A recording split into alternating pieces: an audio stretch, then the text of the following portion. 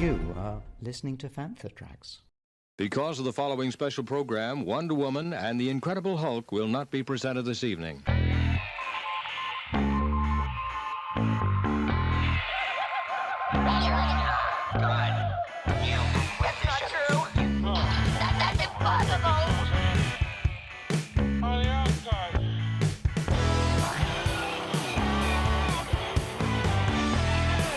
It's time to get all your Star Wars news in a single file. This is Making Tracks. Here are your hosts, Mark Newbold and Mark Mulcaster.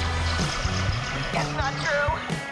That's impossible. Hello and welcome to episode 156 of Making Tracks, brought to you by those fine folk over at fanfatracks.com. I'm Mark, and joining me this week, as always, is a man who, if he was an archaeologist and an explorer, would be known as Wingiana Jones. It's Mr. Mark Newbold. Mark, how you doing, buddy? I'm very well. If you were an archaeologist, you would be Mark Dolcaster. Oh, touche, sir. Thank now, you. before we get any further, actually, I had some listeners' feedback earlier on this weekend. Okay. Yeah, from my good friend Phil Parker, who actually is a very avid listener to the show and actually tends to join us in the Good Morning Tatooine viewers chat as well when we go live, yeah. And he's noticed a bit of a trend over the last few episodes. It seems to be a little bit more swearing seems to be creeping into the broadcasts. Now, I don't think it could possibly be me, so it must be you. No way. Any swearing gets bleeped. There's a lot of bleeps. I mean, maybe I put more bleeps in than are actually needed just for comic effect. But, you know, I mean, it's a good observation. It proves he's listening. Well, exactly. Thanks for that, Phil, you right. He didn't say it was a bad thing, though, did he? No, he's a tough northerner, so, you know. Bless him. I so wondered what you were going to say then. Yeah. Yes, thank you, Phil. So, how's things? How's your week in stars been? And more importantly, because I've noticed we haven't done it for the last couple of weeks, what have you had new into your collection? Ooh, I'm glad you asked, because last week it was such a busy one. We just piled straight into it, didn't we? It's been a busy week. I'm getting over a cough. I can't promise I won't cough. Maybe I'll bleep them so Phil gets all paranoid and thinks we're swearing loads. But yeah, it's been a busy week. Obviously, celebrations on the doorstep now really is honing in on us fast. So 66 days as we record this. Oh my goodness. Yep. Really? So Fantha stuff to do. Yep. Other stuff to do, the groups thing to do, loads to do. So it's all go, go, go, plus magazine stuff, insider stuff, and all the other bits and bobs. So that's all busy, busy, busy. But the big question you asked, what cool thing has come to the collection? It came late last week, and it came from my good buddy and Fantha Tracks contributor, Ross Holloman. It was the Mondo 4-disc Rogue One vinyl box set. And wow, nice. It's fantastic. It's all in black and white. So it really has it almost feels, and this is going to sound naff, but it looks cool as anything. It almost looks photocopied. It's just it's just got a real analog feel. Obviously, it's vinyl, so couldn't be more analog, but you know what I mean? It's just got that feel about it. It's the expanded score, so everything's in there. Oh, wow, it's gorgeous. It's already on the shelf, but it looks phenomenal. They've done a bang-up job, and I understand that there's more Mondo stuff coming. There's Obi-Wan coming. There's Season 2 Mando coming. There's Andor coming. There's loads of stuff on the way. Yeah, really pleased with that. Otherwise, not an awful lot, weirdly. How about yourself? Do you know what? January tends to be a quiet month for me when it comes to purchases and stuff, but actually gets a second mention in one episode. Phil actually brought me 2 sets of the Bowman's Greens trading cards. Oh, lovely. They're awesome, aren't they? That's kind of like, that was my kind of Christmas present. In fact, he framed them, Matt, so I'm going to stick those up on the wall with all the other artwork and stuff. And actually, most of it tends to be Bowman's Green stuff. So yeah, I got 2 sets, and Karen got the limited edition Princess Leia set that I think they did for Echo. The pink rimmed. The pink ones. Yeah. So those came. So they were lovely. So yeah, so thank you for that, Phil. Other than that, the only thing I tend to be doing at the moment is adding to the ever-increasing and rather now heavy pile of to-be-read comic books. So I've got like another month's worth of comics from Dark Star Comics. And yeah, I mean, I haven't even, for the last couple of months, even flicked through them. I don't even know what I'm actually paying for. So I need to pull them out from the collection room, because they used to live in the lounge on the coffee table. So they were there staring at me and kind of like accusing me and judging me for not reading them. So I need to do that, move them back into the lounge, and then I can at least then kind of order them and then start reading them. Because at this point, I might as well just pick a story and just kind of catch up on one story at least at a time. So even that's going to take a while because there's probably a good 5, maybe 6 months worth of comics, which I feel a little bit bad about. But hey ho, such is life. And that is partly to do with all the planning and scheming and everything else we're doing for Star Wars Celebration Europe. Seamless link, Mr. Mulcaster. I think we should discuss a little bit of Celebration because it is coming in fast and everyone's at, I nearly said warp speed. That's worse than swearing. Everyone's working at light speed to get their stuff ready. Fantha Tracks are talking and doing a podcast at Boon to Reeve. Desert Planet Discs is heading that up for us at Boon to Reeve. So Carl and Greg will be our lead podcast there. A bunch of others of us will be there floating in and out at various points of the evening. You and me will probably be at the Excel setting up Celebration, won't we? I mean, not all of it, just our bits. Just our bits. It's starting to feel like it's going to be the whole celebration the way things are going at the moment. However, yes, we will be there. And if we don't manage to actually hop over to Boon to Eve, I'm sure we will be there in spirit. And if not, everybody who will be there, no doubt, will have a fantastic time. Tell us, Mark, what other stuff are we involved in at Celebration that we can talk about? So we are, as part of our respective clubs, so the Rebel Legion and Fantha Tracks, as well as joining forces with the Mando Mercs, the Sabre Guild, and the Dark Empire, we are putting on a little social event along the River Thames, and we've dubbed it Sail Barge to Celebration. And it's a party boat. It's basically for all the members of those costume groups who are coming, including the 501st and the droid builders and that, so we don't want to leave anybody out. We're going to hire a party boat, and hopefully we're going to sail on down the River Thames, so some of the folk who actually are flying in on the Thursday night for Celebration from all over the world and flying out on Tuesday might get to see a little bit more of London. So we're going to hopefully get down to Big Ben and Minnellium Bridge. That'll be fantastic. And hopefully there'll be a charity raffle and a bit of a charity aspect, and some VIPs should be there. So that is what we are doing. Tickets for that go on sale Wednesday, the 1st of February, 7 p.m. GMT time. Basically, it's open to any members of the costume clubs. There's discos, isn't there? There's like barbecues. There's all sorts of stuff going on. So it's going to be phenomenal. I can't wait for this night. It's going to just bob up and down the river. We're going to have some food and there's going to be drinks and dancing and stuff like that. And so as long as nobody goes overboard, it'll be all right. And I'm just waiting to see who the first person is to go up to the bow of the ship and kind of scream from the top of their lungs, "I'm the king of the galaxy." It's going to be you doing it, Mark. We all know it. Oh yeah, I'm going to do it before anybody else. So we've got that, which is going to be phenomenal. And Return of the Bash on the Friday, which is the UKG 501st Jedi News event. Also, Fantha Tracks are your official hosts for Cantina 2's VIP after party. Ooh. So there's an after show at the O2. It's in the King's Row, which is the VIP area of the Indigo at the O2. We're your hosts. Atomic Blonde is our DJ for the night, who's amazing. If anybody listening has ever been to New York Comic Con, you'll have heard of her. She's done stuff, I believe, at Celebration. That's going to be a pretty awesome night. And they did say that they won't close until the last person leaves. Oh, so that's challenge accepted. Big talk. Yeah. I mean, what's happening Monday? And it's the last day of the show.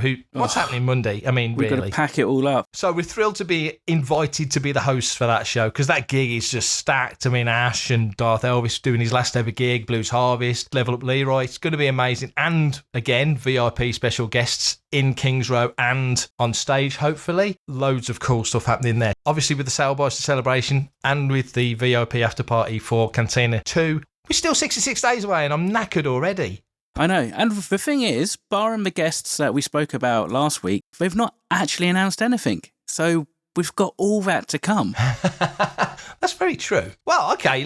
Seeing as we're like doing the jazz style episode here, let's just riff on the question. Who else do you think might turn up at Celebration? We've got 7 guests announced, which is a good little mix of animated guests, people that don't come over here too often, perennials like Anthony Daniels, who wouldn't be Celebration if he wasn't there, and new people like Vivian Lyra Blair and Giancarlo Esposito from The Mandalorian, folks like that, people who don't usually come or haven't come over before. Who else do you think might turn up at Celebration? Bearing in mind that it is the 5th anniversary of Solo, 20th anniversary of the Tartakovsky Clone Wars, the 15th anniversary of the animated Clone Wars, and the 40th anniversary of Return of the Jedi. Ooh, well, I think, let's be honest, you said it's not a celebration without Anthony Daniels. But equally, I don't think it's a celebration without Warwick Davis. Hot off the heels of his fantastic Willow series, and obviously, he was in Solo and he was in Return of the Jedi. So ticks a couple of those boxes. It'd be nice to see Mark Hamill over again. I'd like to guess, based on the fact that he has done some UK appearances recently, we might get a hello there by Ewan McGregor. He might. I wonder if he's going to turn up. He's done a lot of talking about he wanted to do season 2 of Obi-Wan. Well, wouldn't that be great? Because Vivian Lyra Blair is there, and if Ewan was there, that would make sense. Another person who I don't believe ever turned up at Celebration is Liam Neeson. Liam turned up at the end of Obi-Wan. They do a season 2, then there's some play there, maybe some more astral communication between Qui-Gon and Obi-Wan, so there's potential there. He's never done it. I always find with Liam Neeson that he's more into it than maybe people think, because every time I've heard him speak about it, other than being evasive, like he didn't want people to know he was in at the end of Obi-Wan, which was understandably, cool. yeah. You know, but every time he spoke about it, he came back for Rebels a while ago. He did the voice work in Tales of the Jedi, and now he's back for this, you know. I think sometimes you do wonder, if they do a panel like a Kenobi panel, it almost starts to lead towards, well, you know, that's probably where the announcement would be. But that would make sense. And obviously Indira Varma's there as well. So potentially we could have a kind of Kenobi reunion as such. That would be fantastic.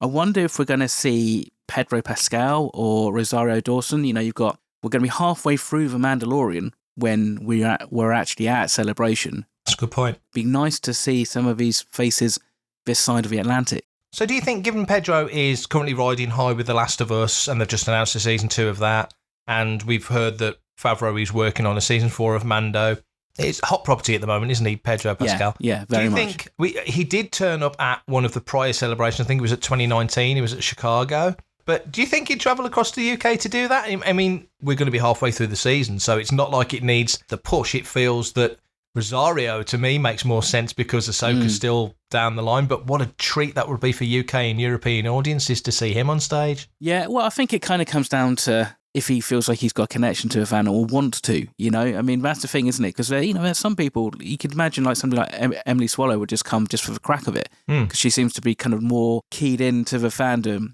and, you know, more engaged. Whereas, obviously, like you said, Pedro is busy and is successful on other vehicles. Fantha Tracks. Voodoo! So, at the tail end of 2022, Fantha Tracks were at Wales Comic Con in Telford, because, you know, that's where you would hold Wales Comic Con. And one of the guests, amongst many Star Wars guests at the show, was Silas Carson. You'll know Silas from the prequel trilogy. He played a number of characters. He's a wonderful chap. He gave us a few minutes of his time to talk about his illustrious career and his time in the Star Wars galaxy. So, this is myself and Silas Carson talking at Wales Comic Con. So we're here at Wales Comic Con. I'm here with Silas Carson. Hello, Silas. Hi, good to see you again. And you, busy day. Yeah. How are you enjoying it so far? It's great. It's lovely coming here. I think it's a brilliant convention. It's so large. You know, there's space for people to move around, but people here are really lovely. I think there's something, relaxed about the atmosphere. And there are some amazing costumes. I've just been watching people go past in some incredible costumes.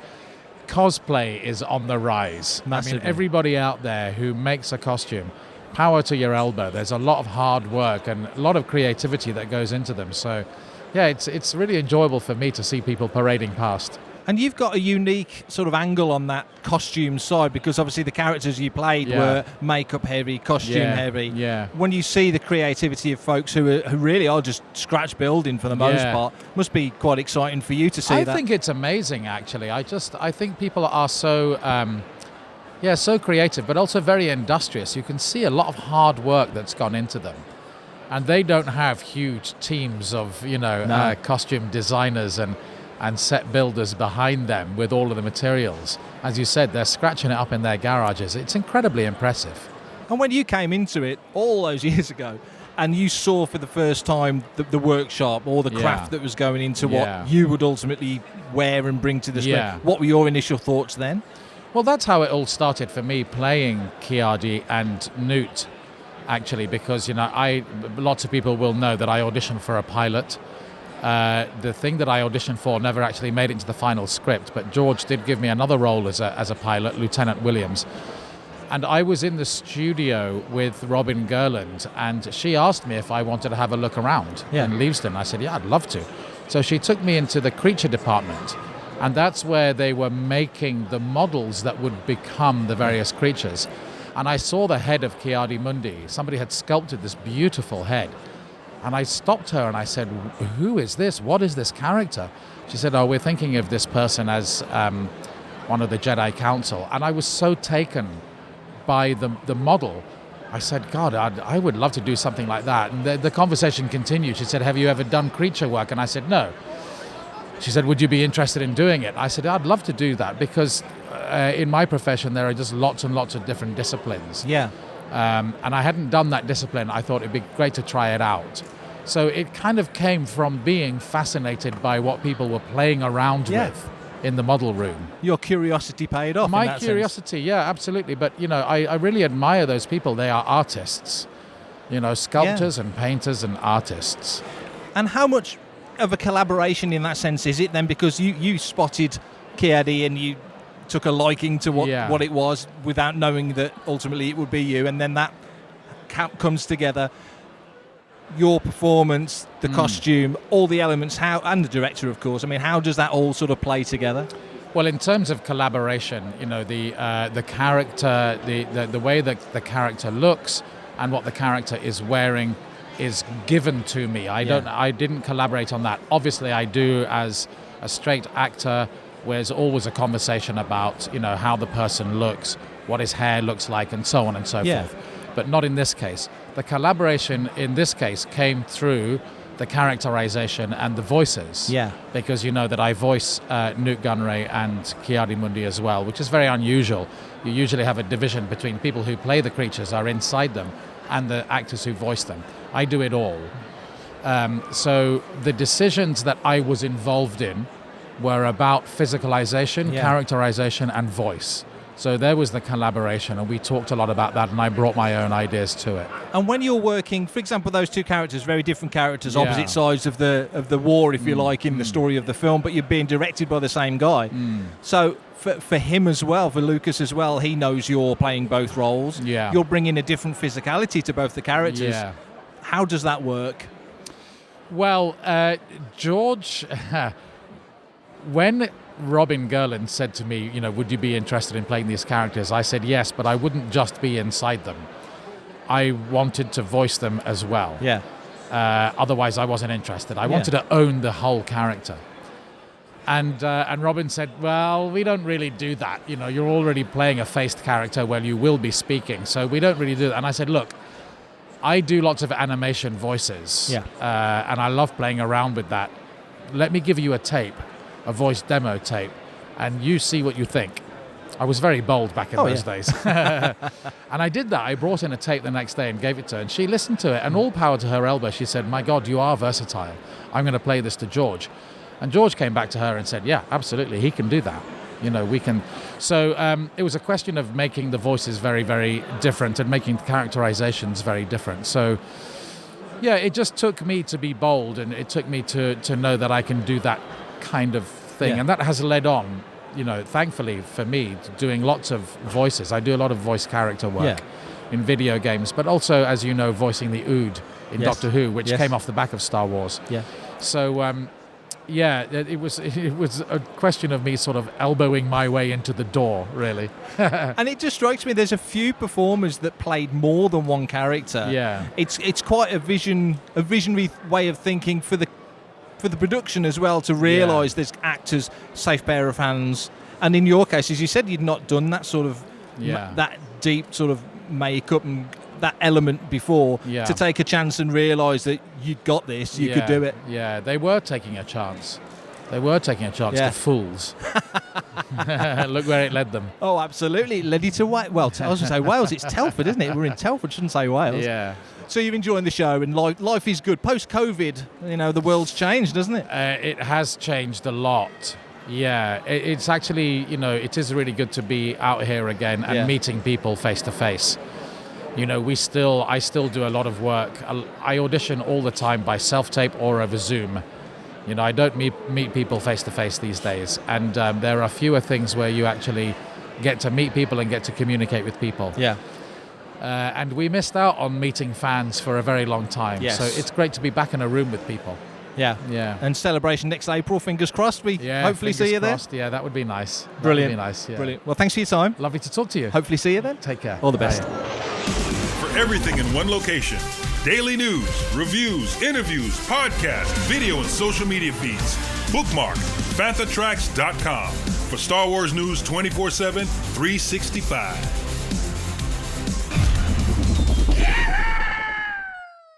great news for Star Wars gamers of a certain vintage. They have decided, in their wisdom, Arcade1Up, to send a number of copies, 1,500, I am told, copies of the 40th anniversary edition of the Star Wars home arcade game to the UK. They're available at Game and Liberty Games. They're limited. It's $699.99, so it's not cheap, but it is beautiful. It's out on Valentine's Day. Now, tell me, Mark, what better gift could a boy buy for a girl, or a girl buy for a boy, or a girl buy for a girl, or a boy buy for a boy, or whatever, than the... You were running out of pronouns, weren't you? I really was. Of the 40th anniversary edition of the Star Wars home arcade game. That is the ultimate, I would say, Valentine's gift. I mean, if you love yourself, you could buy one for yourself, couldn't you? Well, I do tend to do a lot of self-loving, so yeah, I might have to buy one for myself. I mean, they are pretty cool. And actually, what's quite nice is they're big, but they're not like full-size cabinets, which means actually they're a lot easier to tuck into somewhere, which makes it a little bit easier to kind of, justify it and then negotiate the real estate in the house. But yeah, it looks beautiful. Comes with like a 17-inch display, so that's pretty big. At the moment, retro gaming's all the rage, isn't it? GoldenEye's just been re-released for Nintendo Switch and for the Xbox. So, if you're partial to a bit of N64 nostalgia, that's where you need to go for that. The fact is, I mean, the Star Wars gaming, for me anyway, is obviously the most iconic, and I think that's one that most people remember. I'm not sure I even played the Empire Strikes Back one, but I found when I played the Return of Jedi one, only a couple of years ago, I found it really freaking difficult, if I'm honest. Speeder bikes through the forest? Yes. It's a nightmare. But the Star Wars one, the 3D Vector Star Wars one, was just amazing. This, I actually played this about 5 years ago at New York Comic Con. There is actually a video on Fantha Tracks TV of myself talking to the team from Arcade1Up and having a little blast on it. I mean, it's just like I say, I'm 6'4", so I'm pretty tall, but it's just the right height. It's about 1.5 feet deep. It's about 18 inches wide. About the space that one of the glass IKEA cabinets would take up, maybe a shade more than that, but not much more. Yeah, Detolf one, yeah. Exactly, yeah. So it's achievable to fit into a space and not overwhelm and take over the room. Because here's the story, I did actually have an original Trilogy Arcade. Oh, really? Yeah. So I went on a show on Sky One called The Fanatics, and I won my episode of The Fanatics. It was a good show, but it didn't last long. 3 contestants, each with a certain pocket of knowledge. Yeah. Exactly. So I was the Star Wars guy, the other chap was an Arsenal fan, the other girl was a chocolatier. So we all had questions based on our particular specific subject. Yeah. And then at the end, it was a quick fire round on your own topic. And by the final round, I was miles ahead. I was absolutely crushing it. Yeah. And then the quick fire round, I just couldn't get the answers quick enough. And the chocolatier girl was like, answer, bang, bang, bang. And I thought I'd blown it. And I think I won by 2 points. So go through to the final round.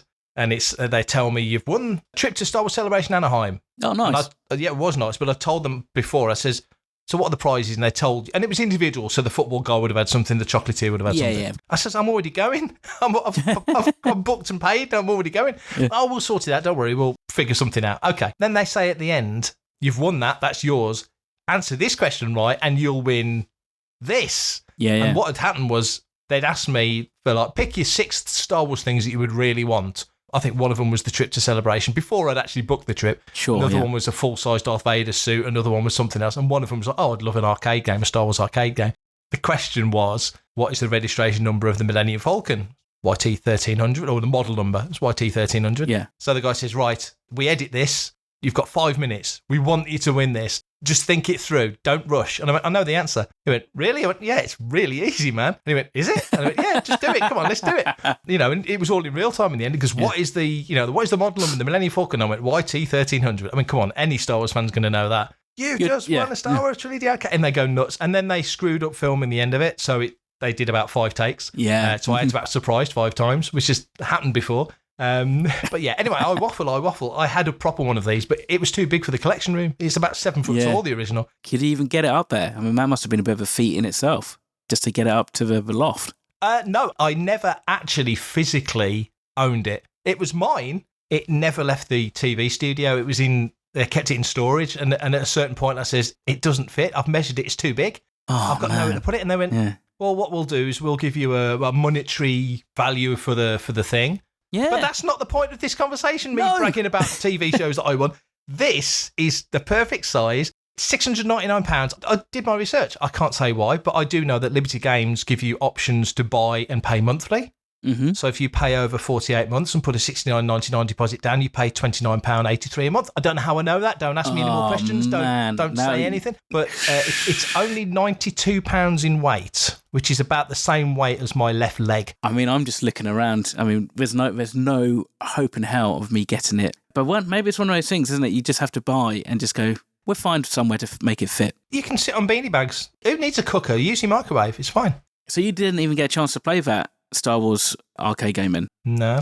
At least I can say I did own one. You can say that you owned one. Yeah, at least in spirit anyway. In spirit, more in spirit than in fact, yeah. PlayStation had out for the last few years, and I think I still got it available to me, even though I'm on a PS5 now. They had like Super Star Wars, which was from the Super Nintendo. And those games, like those original trilogy, Super Nintendo by JVC Games of all things. That kind of mid-90s era, obviously just because my age, that's for games. Up to, I would probably say, Rogue Squadron on the GameCube, on the Nintendo GameCube. Yeah. And then we started to get into Star Wars Galaxies and then a little bit of the Old Republic. The career and getting married and stuff kind of doesn't tend to lend itself to, 18 hours worth of gaming a day and stuff like that. But I mean, the fact that that's still going on, I think it's fantastic. 11 years, it's incredible. 11 years, it's amazing.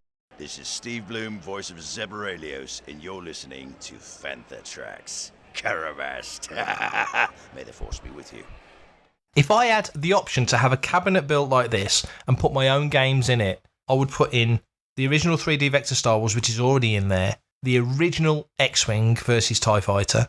Look, absolutely adore that game. So it'd be X-Wing versus TIE Fighter on the PC. And then I think another Lucasfilm game, it's not a Star Wars game, Full Throttle. That was another one of those sort of Clue games. And I'm not good at Clue type games, but this was just so much fun. I've not played it since the mid-90s, but it was just so cool. LucasArts were just doing such awesome stuff then, miles ahead of the curve. And as I say, I'm not a big gamer. I like the modern style. I love Squadrons, really enjoy Squadrons. I dabble at stuff. If I was going to buy something, I was really going to, I think I'm going to, every time I go in my top room, I'm going to have a go. It will be those three, I think. Yeah, I mean, I really like Star Wars Battle Pod. I mean, you talk about like having space for a 1.5 foot retro arcade game. This thing, is monstrous, but that's what I would do. I'd get something like that, I think. But I mean, it would just be cool, wouldn't it? Just even if you couldn't buy or have a space and afford the actual cabinets, it'd just be quite nice to be able to play all these collected somewhere.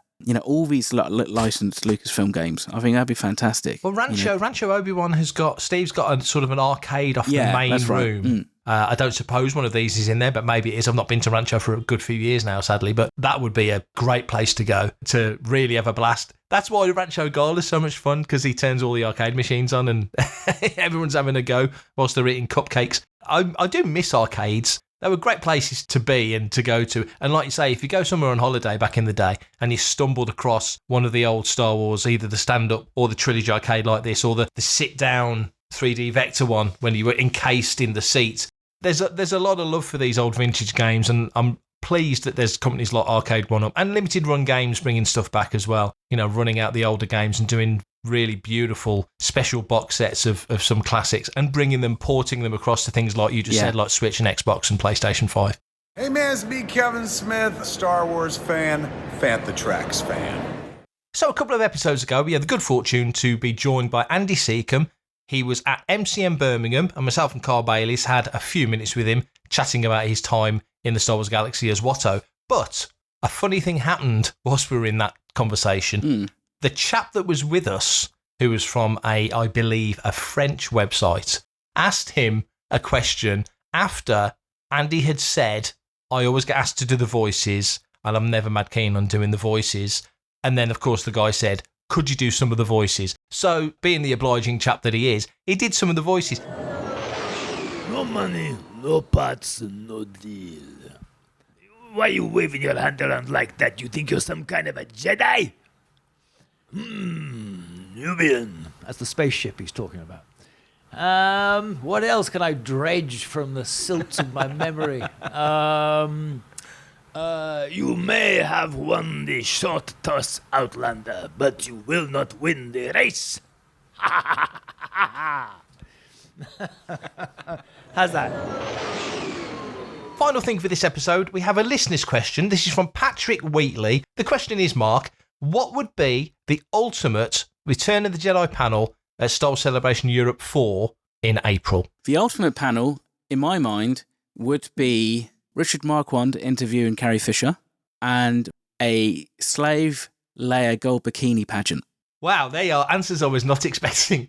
The slave Leia pageant thing, they used to happen at Celebration back in less enlightened times. Did they actually do a pageant, or was it just more of a meet-up and a big photo call? They did the meet-up at the original Celebration Europe, if you remember. They had that jabber as you walked under the desktop. Was it under the desktop? Yeah, there was that great big jabber, and they all lined up there. And I know they did it at Celebration 4 and certainly at 5. And then I think after that, people started getting twitchy about attractive girls in bikinis, and so it stopped. The ultimate panel, I mean, you've got to think, you mentioned Warwick earlier, and I always think of Warwick interviewing Carrie. Of all the times you would want Carrie and Warwick to be on stage together, it's this year talking about Jedi the first time. And they did some cute stuff. They reenacted it and they did some really fun stuff. They did it in Essen because I was there. Luckily with Essen, and this is probably one reason why I think it's my fondest Star Wars celebration to date anyway, is because, yes, I was involved with the clubs. I literally just had to bring the Tantive wall, set it up on the day before, and then I was free to do whatever until the end of the show.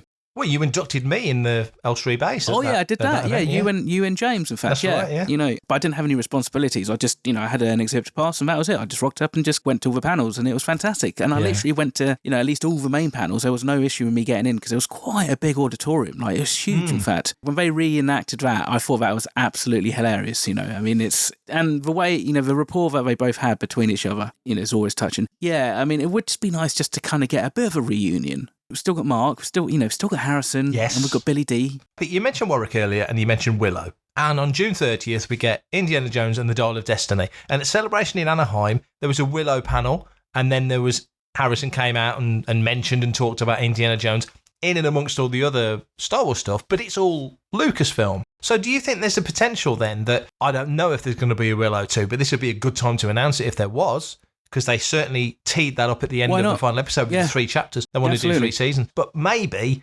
Harrison comes out, talks about Indiana Jones, and then he's here for the 40th anniversary panel. He was there in 2017 in Orlando for the 40th anniversary Star Wars panel. We never really got a 40th anniversary Empire panel because of the pandemic, which was terribly sad that we missed out on that. And John Williams is still around. Yep. Mark's still around, Harrison's still around, George is still around. So there's a lot of the big players, the tentpole people, everyone really to do with Jedi, apart from Ralph McQuarrie, Richard Marquand, and Carrie Fisher.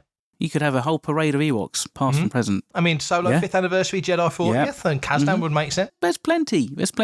I mean, a lot of the fellas that were involved in Jabba the Hutt still around. I interviewed Dave Barkley at a recent event, and Toby Philpott I interviewed a long time ago, but I mean, Toby's still around doing stuff. An ILM panel for Return of the Jedi would be fascinating, because to get Tippett out talking about the Rancor, get Murin out talking about the speeder bike, all the other elements that went into making Jedi such a step up. Just that battle for Endor at the end, composition of all the ships and stuff like that. I mean, I still think, beyond a shadow of doubt, that holds up today better than anything else from that early 80s era. Oh, yeah. Hands down. And they haven't had to go back and do a CG version to kind of make it sit in a bit better. And I think that is testament to the fact they were just able to just do it. And yeah, sure, they have tidied up some of the matte boxes and matte lines around ships and stuff. But I got Buck Rogers from the 25th century with the box set for Christmas. And I know it's a little bit different comparing TV budget to Lucasfilm budgets in the early 80s. But you look at that stuff and you go, that is roll P.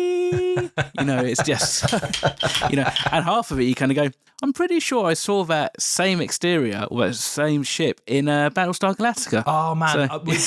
That's a great point, because with Battlestar, obviously the ILM team sort of disbanded because they moved and went and worked on Galactica and got all that knowledge and then came back for Empire. Fascinating stuff. It's all in the Light and Magic documentary. But stock shots, when Next Gen came out, here we goes my regulation Star Trek mention. When Next Gen came out, I think ILM did 18 or 19 sort of stock shots of the Enterprise D. Yes. So they got the credit at the end of every episode, visual effects by ILM, even though they pretty much only did that until they got to the movies. And every other show would just have these stock shots. Galactica, you have that main shot of the Vipers flying left to right, and then right to left, and then bottom of the screen to the top of the screen. They just reuse. Why not? With all due respect, the audience back in the 70s and 80s isn't anywhere near as savvy as they are now. So you could probably get away with reusing those shots, and people would probably not cotton on quite in the same way. Or maybe just be a little bit more accepting. We have such high expectations, not from just Star Wars, but from all TV series, that when these kind of things suddenly start to happen and they start to reuse shots, you're like,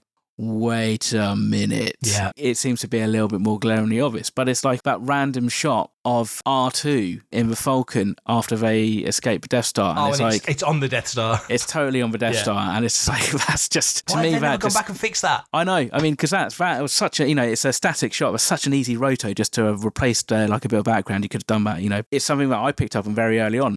Hopefully, like I said at the beginning of the show, it feels like forever ago. There's 66 days, so probably by the time everybody starts to listen to it, it'll be 65 or 64. So yeah, I don't think we can be that long away until we start getting some panel announcements from Celebration. Well, thank you very much to Paddy for sending in that lovely listener's question. We do appreciate it. And if you have any more listeners' questions, thoughts or theories or comments, especially about the type of humour that is now creeping into Making Tracks on a regular basis, you can drop us a line, and Mark can tell you how you can do it. Yes, I can. So thanks everyone for listening to Making Tracks. If you want to be a part of the action and stay updated on all the latest Star Wars news, visit fanthatracks.com or check out the free